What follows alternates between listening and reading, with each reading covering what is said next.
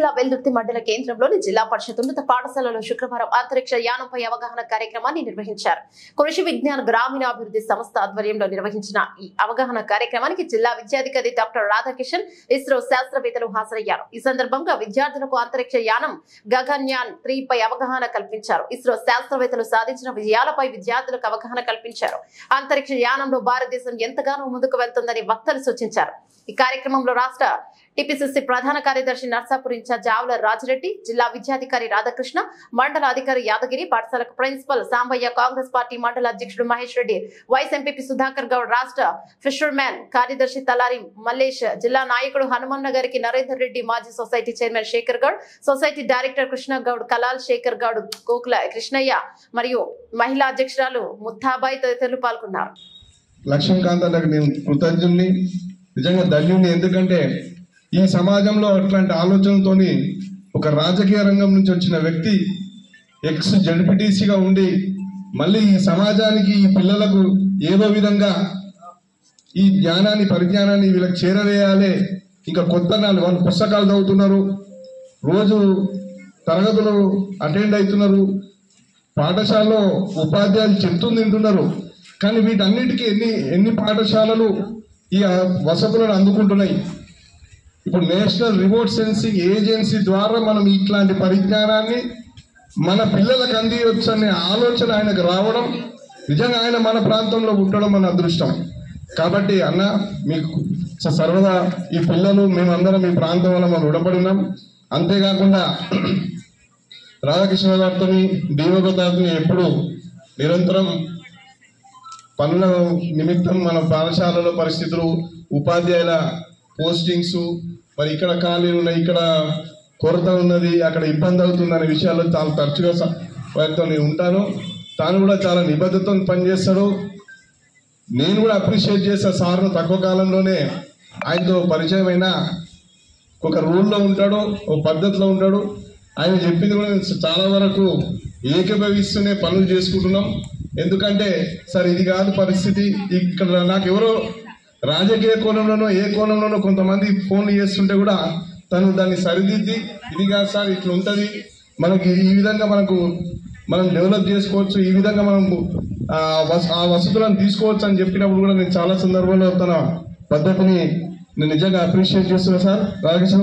అలాగే శ్రీనివాస్ గారు ఈరోజు మన విద్యార్థులకు మన స్పేస్ గురించి, అంతరిక్షం గురించి, అంతరిక్ష ఫలితాలు, వాటి లాభాలు, ఇప్పుడున్నటువంటి ప్రపంచం, కొత్త ప్రపంచం ఏ విధంగా దీనివల్ల మనం అభివృద్ధి పథంలోకి వెళ్తుంది ఈ ప్రపంచం అనే విషయాన్ని పిల్లలకు చెప్పడం, ఇవన్నీ కూడా మనం నిజంగా వెల్దుర్తి ప్రాంతంలో ఈ కార్యక్రమం నిర్వహించడం, మీరు రావడం మాకు శుభసూచకం సార్.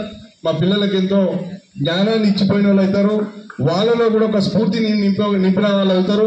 కాబట్టి మీ అందరికీ నేను కృతజ్ఞతని. మరి అంతేకాకుండా ఈ కార్యక్రమంలో మా సోదరుడు ఎక్స్ ఎంపీపీ మన నరేందర్ రెడ్డి గారు, మరియు సుధాకర్ గౌడ్ గారు వైస్ ఎంపీపీ, మరి మండల కాంగ్రెస్ పార్టీ అధ్యక్షులు మహేష్ రెడ్డి గారు, మన శేఖర్ అన్న, మల్లేష్ అన్న, కృష్ణ, మహేష్, మరి మండలంలో ఉన్నటువంటి పెద్దలందరూ కూడా, అందరికీ కూడా ఇక్కడ వచ్చిన పాత్రికేయ మిత్రులు ప్రతి ఒక్కరికి, మరి అక్కడ మహిళా నాయకురాలు ఉన్నది ముత్తాబాయి గారు, మరి అందరికీ కూడా పేరు పేరున నమస్కారాలు తెలియజేస్తూ ఈ సమావేశాన్ని ఎక్కువ కాకుండా, ఎందుకంటే ఇప్పటికే వక్తలు మీకు సంబంధించిన పరిజ్ఞానం, మరి ఆ సబ్జెక్టుకు సంబంధించిన నిష్ణాతులు అన్ని కూడా మీకు చెప్పారు.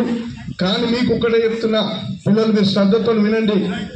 ఈ పాఠశాలలో మీకు ఈ అవకాశం కల్పించినటువంటి పెద్దలకు నిజంగా మీరు అందరు రుణపడి ఉండాలి. ఎందుకంటే ఏ పాఠశాలకు రాని అవకాశం మీకు వచ్చింది.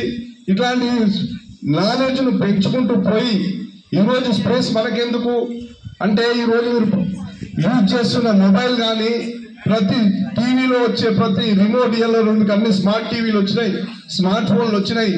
ఈరోజు ఏ కార్యక్రమం చేసినా ఈరోజు మీరు అనుభవిస్తున్న ప్రతి ఫలితం ఈ స్పేస్, ఈ అంతరిక్షంలోకి పోయి మన పరిజ్ఞానాన్ని పెంచుకొని ఆ శాస్త్రవేత్తల కృషి ఫలితంగానే ఈరోజు ఈ వసతులని మనం అనుభవిస్తున్నాం.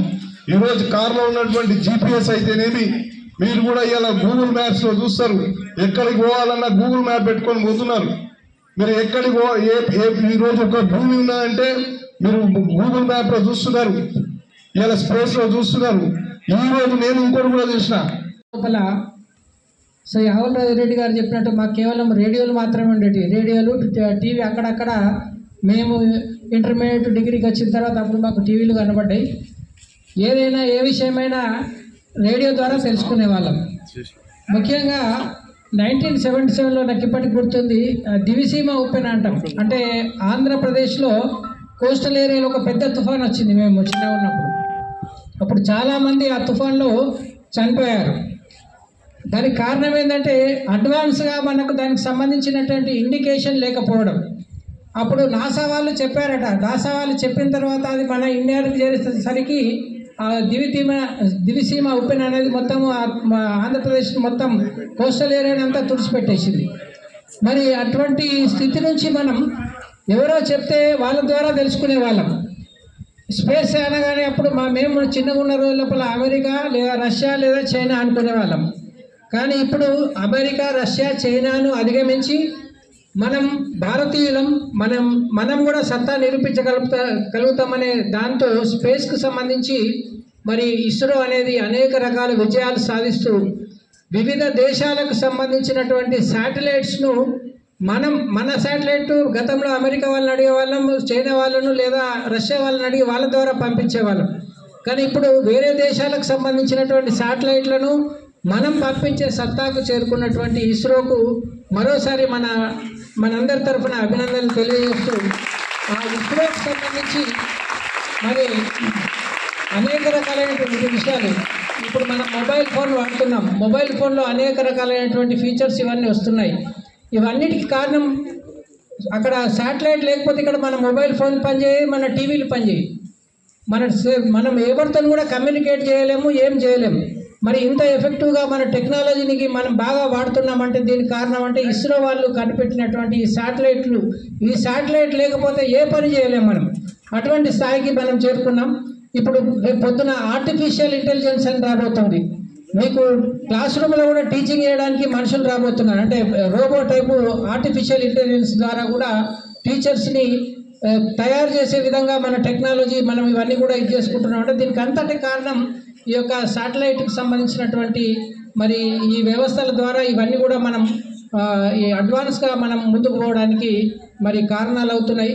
కాబట్టి ఈరోజు లక్ష్మీకాంత్ గారు మిమ్మల్ని ఇక్కడ ఈ ఇస్రో వాళ్ళని పిలిచి మీకు దీనికి సంబంధించినటువంటి ఎక్స్పోజరు, ముఖ్యంగా గ్రామీణ ప్రాంతాల్లో ఉండేటువంటి పిల్లలకు ఎటువంటి సైంటిఫిక్ ఎక్స్పోజర్ ఉండదు కాబట్టి ఆ సైంటిఫిక్ ఎక్స్పోజర్ ఇవ్వాలనే ఉద్దేశంతో మరి ఇక్కడ వాళ్ళని పిలిపించడం జరిగింది. వాళ్ళకి సంబంధించినటువంటి మొబైల్ వ్యాన్, అంటే science is at your door step, అంటే సైన్స్ మీ స్కూల్ ముందట ఉంది మీ అనే ఉద్దేశం